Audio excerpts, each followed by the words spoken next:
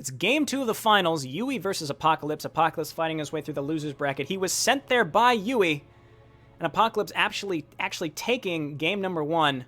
So Apocalypse 1-0. This is a best of 5. So it's a good old underdog match here. Apocalypse is the underdog. He was already taken out by YueY. YueY, random and getting swarm again in the bottom right. We have Kala. So rather than the same matchup, because we have these randomized factions here, that's the best part, I think, about these tournaments, is when Summerloud decided to change the rules and say you have to random in your first 2 matches. I like that.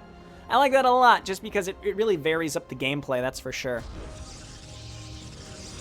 Okay, so now we wait, and we see what these players decide to do in the early game. Now, I'm just going to say this right now. Apocalypse going to throw down a gateway and a cybernetics core. He's going to wall himself in with 1 Dragoon, and then probably get some of those repulsors and then decide to move out. Meanwhile, YueY is going to build a spawning pool into a fast expand with Zergling speed. And then those Zerglings are going to run across the map, and it's all going to come down to how many repulsors there are. And why am I saying this? I'm ruining the game, but I'm just saying that's what's going to happen. You watch. I've got a quarter on the betting table that's exactly what happens in the first 10 minutes of this game, but we'll see. Talking about the last game, Disruptors.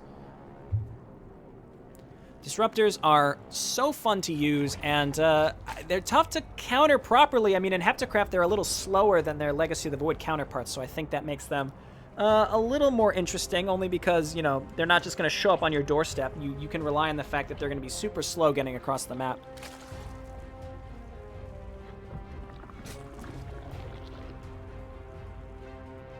Okay, so YueY going ahead and getting his spawning pool. No fast expand, though. I'm expecting speed to start, and then the fast expand. It's kind of fun to predict these things because I'm usually wrong. Here's the cybernetics core, and we're not going to see any real divergence from a standard opener until, you know, maybe 3 minutes or so. But if someone decides to push out for that early aggression, which we do see a lot, there is a lot of early aggression in HeptaCraft. Almost every game we've seen played, there's been early aggression. And it might lead to like a stalemate where neither side does anything for a good 10 minutes after that. But it's really cool. It keeps things interesting as both players just, you know, there's a lot of back and forth early on. And that could lead to just back and forth for a straight 5 to 10 minutes and then the end of the game. So even though some of these games have been short, they've been really intense and they start really early in terms of the action.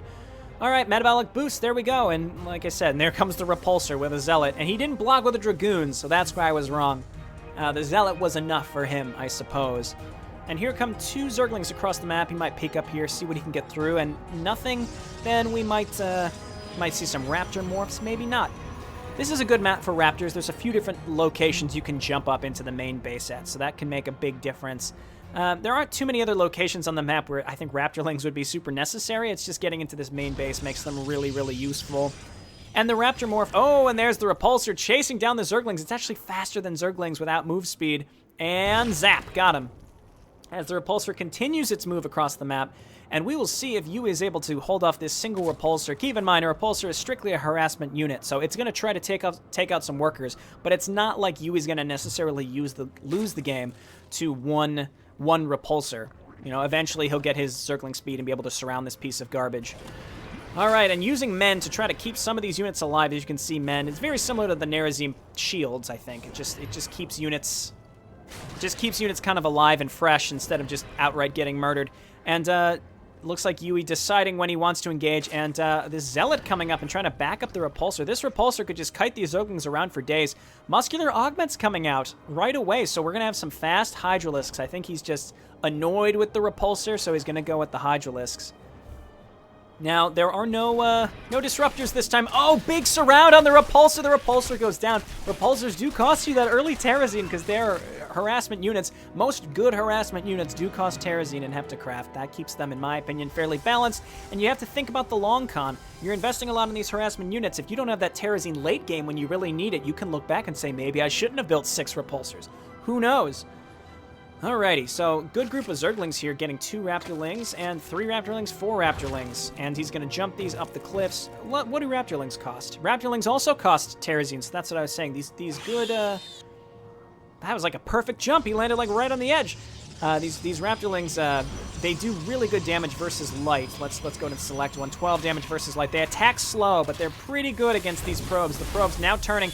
We have a stasis field going down on 2 of them. One probe getting hit, in my opinion, isn't that big of a deal because it stops these Zerglings from killing everything else. We have a fast Robo with an early Colossus. Now, here's the thing. YueY saw that. He knows that it's happening, and I'm assuming he saw... Yes, he saw everything, so he knows that there's a robotics bay. He can probably expect this Colossus. Colossus is very good. The question is, oh, he's moving it down the ramp too. That's dangerous. Throwing down the fire, and everything gets hit. All the Zerglings die like instantly. Rushing those Colossi is too good. It's just too good. You do have a brief moment to get out of the fire before it starts ticking, but if you don't, you see what happens. Any unit that is below 60, 75 hit points is guaranteed death. It's crazy. It's crazy how good it is.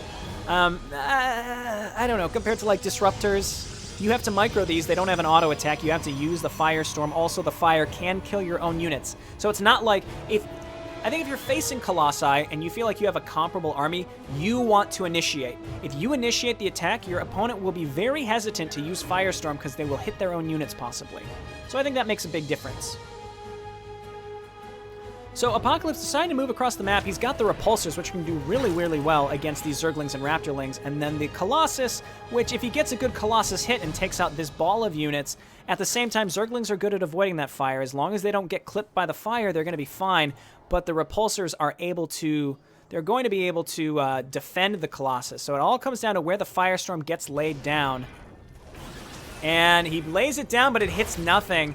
And the big question is does he want to continue this engagement? Apocalypse putting a lot of pressure on one base master Apocalypse. He's waiting for some money, thinking about laying down his expansion. He's got the cash, but he's really focused on this attack right here. And Firestorm is not up. It's up again. If he can lay a Firestorm down, he can keep YueY just completely bottlenecked in this base, forcing him to use his energy. He's throwing down fire on the ramp instead to stop any units from reinforcing. We have fire everywhere. As these units spawn, they might get lit aflame. Never mind, the fire goes away. And fast Mutalisks. Fast Mutalisks from YueY. He knows what he needs, and these Mutalisks are just going to chase down this Colossus. And fast air was exactly what YueY needed. And he's laying down more fire, but this doesn't do anything against air units. The Dragoons are trying to hold on. They're in the Guardian Shield, but it's just not going to be enough.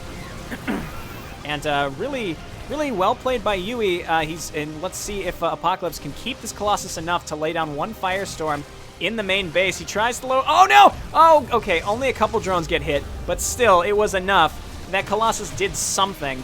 And Apocalypse trying to keep the pressure on here, but I think he's throwing his Dragoons away, unfortunately, and the men going down to keep the Mutalisks alive as well. So now there's a big Mutalisk air advantage for YueY as he goes ahead and transform them into Carapace, which removes their bounce, but they get +1 armor and +2 damage. That's pretty big.